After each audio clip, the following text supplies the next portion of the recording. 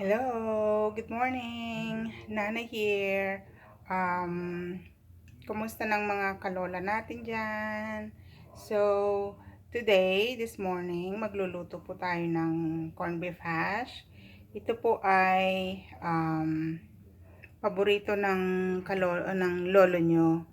So, lagi ko po itong niluluto almost every day. Hindi siya nagsasawa.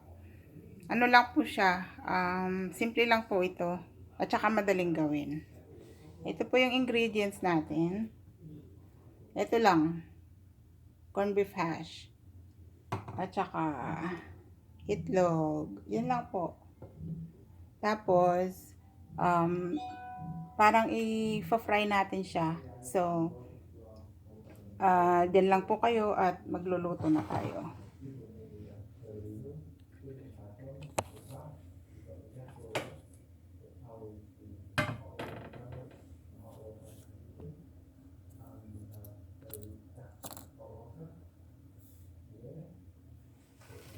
Bale, ito po ay ground beef siya. Corned beef na giniling. Tapos, may potato siya. Pero yung, alam niyo yung corned beef natin sa Pilipinas is iba. Giniling siya, di ba? Yung sa Pilipinas. Pero yung dito, may binibenta sa grocery store na buo siya. Parang, hindi, parang ano ba, yung parang buong meat. Tapos, meron lang silang nilagay na mga ingredients. Tapos parang marinade siya. Hindi ko pa rin yung natikman. Sabi ng asawa ko maalat. So, ito siya. Luluto na natin siya. So,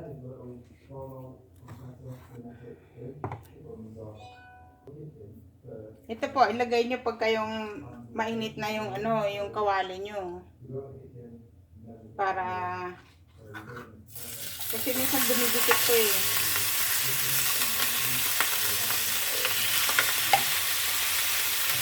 So you have to wait hanggang mainit siya talaga.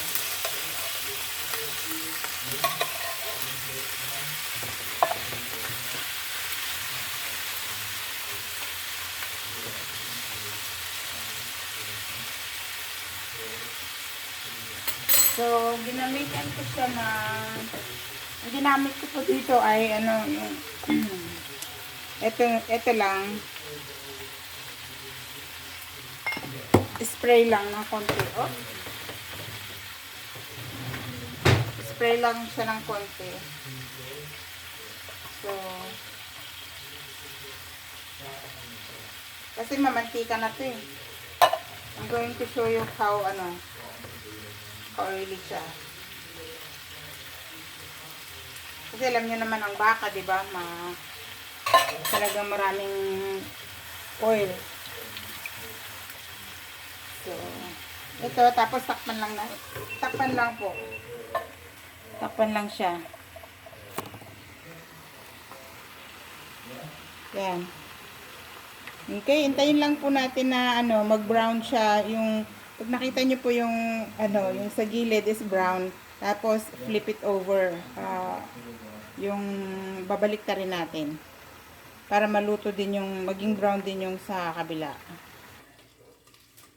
Bale po siguro nagtataka kayo kung bakit merong foil yung sa likod ng natin. Ayan. Yung stove. Kasi mahirap pong linisin eh. Maraming talsik ng mantika. So, ang ginagawa ko po is nilalagyan ko po siya talaga ng foil. Tapos, pagka yung medyo yung marami ng talsik-talsik, saka ko siya pinapalitan. So, babalik ka rin lang po ito pagka pag naging brown na siya, balik ka rin lang po. Tapos, isalang na rin po natin yung egg. So, ito naging brown na siya ng konti. So, at saka matutuyo siya. Matutuyo siya po. Okay, we are going to cook that for a few minutes. Hintayin lang po natin. Tapos, iluluto na rin po natin yung itlog niya. Ito po siya, oh, brown na siya. So, we are going to, balik ka rin. Ayan, natutustado na siya, diba? Balik ka rin po natin siya para maging crunchy. Pero, be careful po kasi tumatalsik eh. Grabe. Ayan. Ayan, oh, medyo natuyo na siya. Ganyan lang po. So, tapos, pwede nyo na rin, hindi natakpan. Ang ginagamit ko po sa itlog natin ay ito po, butter. Bali, po siya, vegetables, 40% na vegetables. So, lagay ko po muna kayo dito habang magluluto tayo. Ito po, we are going to cook the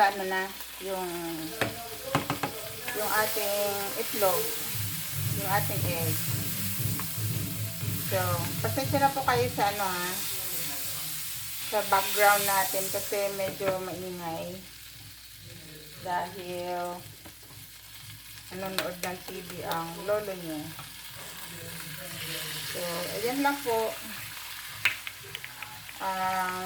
Gagawin po natin na sunny side up yung ating itlog. And then, I don't put salt anymore kasi maalat na siya. Maalat na po ito eh. So, ito lang po yung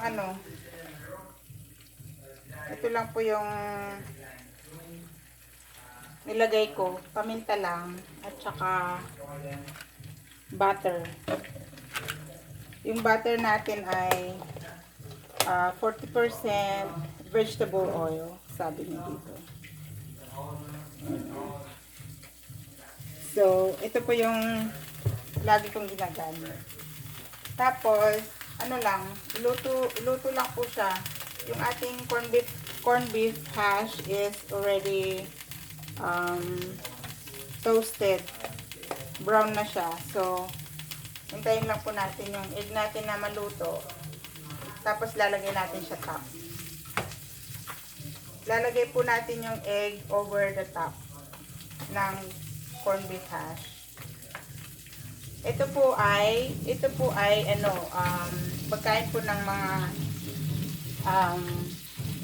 American. Pasensya na po. Medyo, ito, yan. Luto na siya. So, we have to turn it off. Yan. Ito, ganyan ang gusto ng lolo niyo. So, are you going to eat in the living room? I'll eat right here if you don't mind. That's fine. Ito po, luto na siya. We are just going to put in a plate. Ay, kailangan magtira ako ng konti para dun sa mga baby ko. Kasi spilled sa akin yung mga baby ko eh. So, kung ano man yung niluluto ko, nagsishare ako sa kanila. I have to share it with them. Yan. Oh, this is not mine. Where is the... Ito po siya.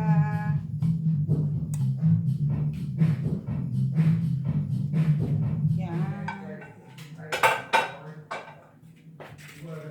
Ito na po. Yung ating corned beef hash. American breakfast. Gagawa po tayo ng coffee. Yung coffee namin ay decaf. Decaffeinated kasi pareho kaming may stomach problem. At saka pala pagka yung regular na coffee, yung mga may hypertension dyan, nagpapataas po ito ng nagpapataas po siya ng high blood pressure. Yung regular coffee. Tsaka nagpapabilis din po ng tibok ng puso. So, pareho kami ni lolo nyo na decaf yung iniinom namin. Tsaka one thing, nagkaka-heartburn ako pagka yung regular coffee yung iniinom ko. So, ito. Bali, luto na yung egg ko. And yung breakfast ko lang ay egg, tsaka yogurt. Yun lang po yung breakfast. Hello guys. Yung alaga namin si Leon ay naghihintay ng kanyang pagkain. So, bago ako kumain, ito po yung lagi kong ginagawa. I always feed him first before I eat. So, ito po tuna. Spoiled siya. Spoiled ni lolo nyo. Okay. Nandito siya, oh. Ayan, kung naririnig niyo siya. Princess! Dalawa yung alaga namin. Si Princess at saka si Leon. I'm going to show you where are you? Come on. Yeah. Okay. Ito yung pagkain nila, oh. Tuna. Come on, baby. Hey. Oh my gosh. You're so hungry. Come on. Yan. Yan siya, si Leon. Tapos, si Princess. Princess! Where is she? In her bedroom. Princess! Wala. So, I'm going to fix my breakfast. My breakfast is You bought the yogurt? yeah. I bought the yogurt. This one. So, ito po yung yogurt ko. But I like the strawberry one. This one's like make me wanna puke. Ito po. At saka lalagyan natin ng strawberry. Tapos meron tayong itlog.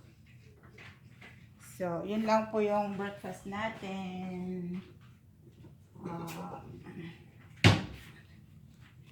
We are using paper bowl and paper plate kasi mahal ang tubig dito. Right, Dad? Yep. Water is expensive. So, ouch. I like the strawberry one. The vanilla one, I don't really